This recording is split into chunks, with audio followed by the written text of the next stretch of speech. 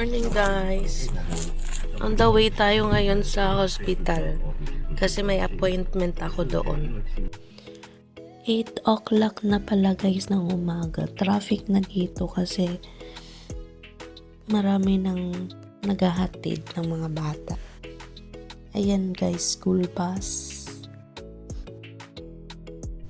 Ang pangit ng weather natin ngayon guys, maulan at mahangin, malamig. Nandito na pala tayo guys sa Herning. Malapit na tayo sa hospital. Update ko kayo mamaya ulit.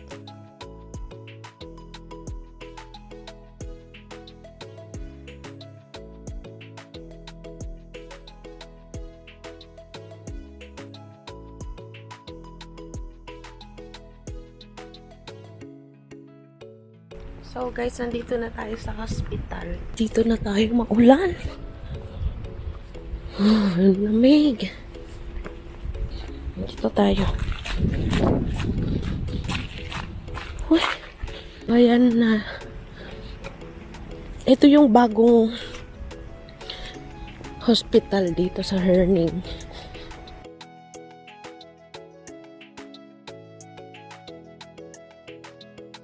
Maulan guys. Ayan guys.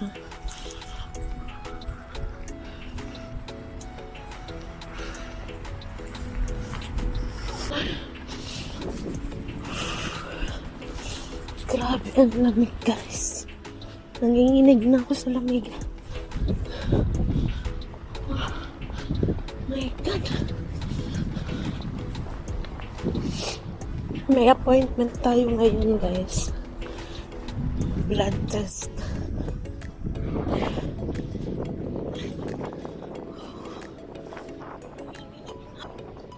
Ay, finally. Grabe. Oh. I'm shaking because it's cold.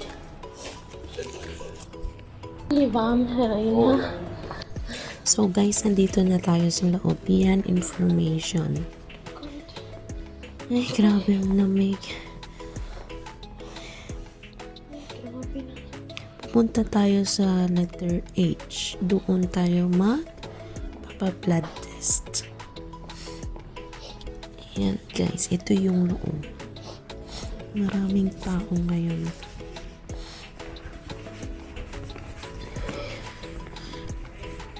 Maglalakad lang tayo papunta sa H. Dito pala guys, may 7-Eleven. Dito banda. Ito. Yan. Ay, grabe ang lamig. Maulan yung weather natin ngayon tapos mahangin sobra. Kaya sobrang lamig.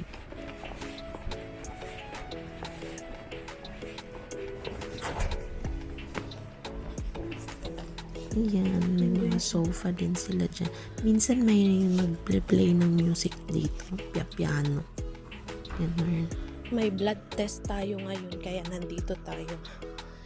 So yeah, balikan ko kayo mamaya. So, kuha muna tayo guys ng number.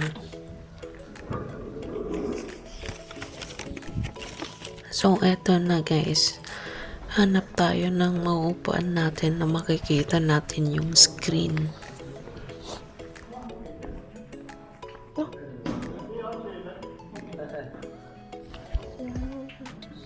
Dito na lang tayo guys.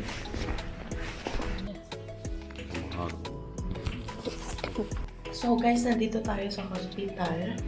Magpapa-blood test tayo para sa ating thyroid. So ayan, dito tayo sa CR ngayon.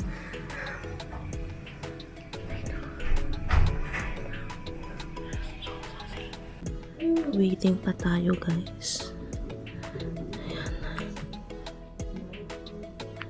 Ayan guys. Maghihintay pa tayo. Tingnan na doon sa labas. Ganda.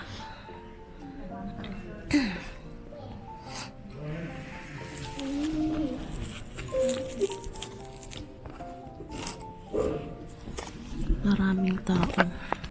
Waiting pa din tayo, guys. Di pa tinawag yung number natin.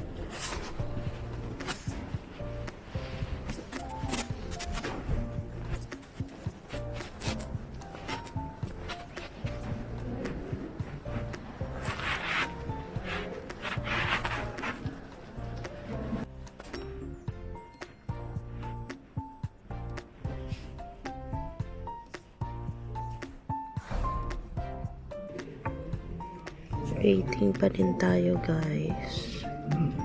Wala pa. 9:33 na. Disclaimer, nagsabi ako before mag-video. So guys, turn na natin ng room. Ganun tayo.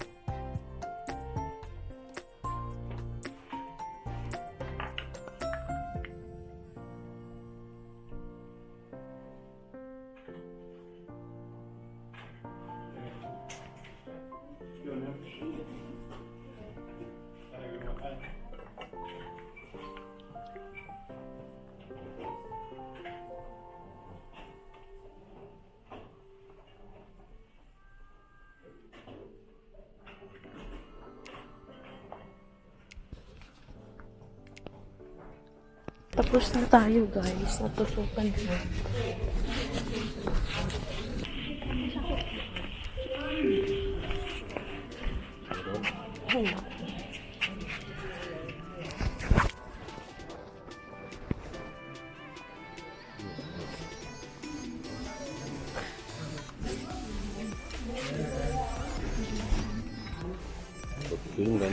Ja, konstant.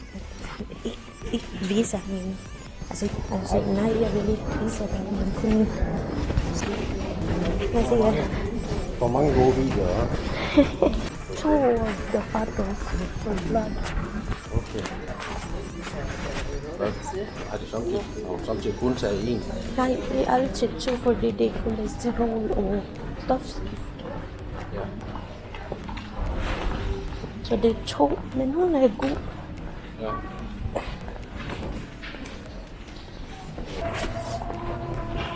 Tapos na tayo, guys, punta naman tayo kay Henrik. Kasi Henrik naman yung next.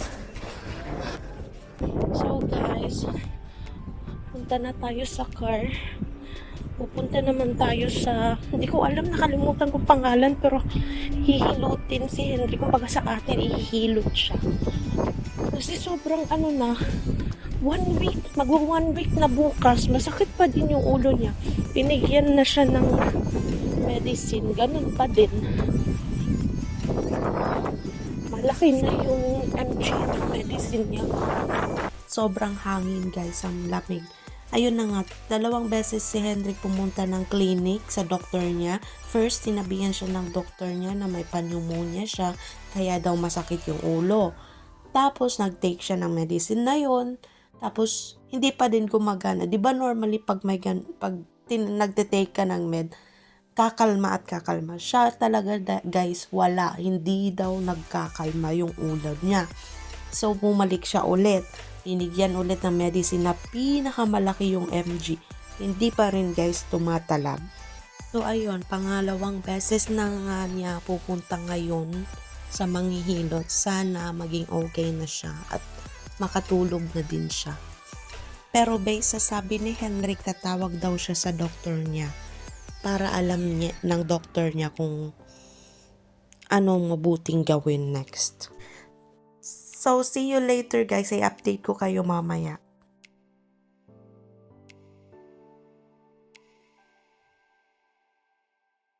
So guys, nandito na tayo sa Ingis Vang. So, malapit na tayo sa bahay ng pupuntahan natin. Malapit siya sa may riles ng train. As in, nasa harap lang nila yung riles. Maririnig nila yung train kung dadaan. Papakita ko sa inyo mamaya. Malapit na tayo guys. Ayan guys, nandito na tayo. Dito pala bandad guys, merong hotel ng mga kabayo. Ayan o, malaki. Ayan na naman yung horse. Hello horsey. The next day. Yung bahay niya malapit dito sa train. As in, as a riles ng train. Ayan o, ganda ng bahay niya. Tapos train na. Daanan ng train. Paano kaya dito no? Pag matutulog sila tapos may dadaang train. Guys, may padating na train. Dito na guys. Oh my God. Hello. Ayun na guys.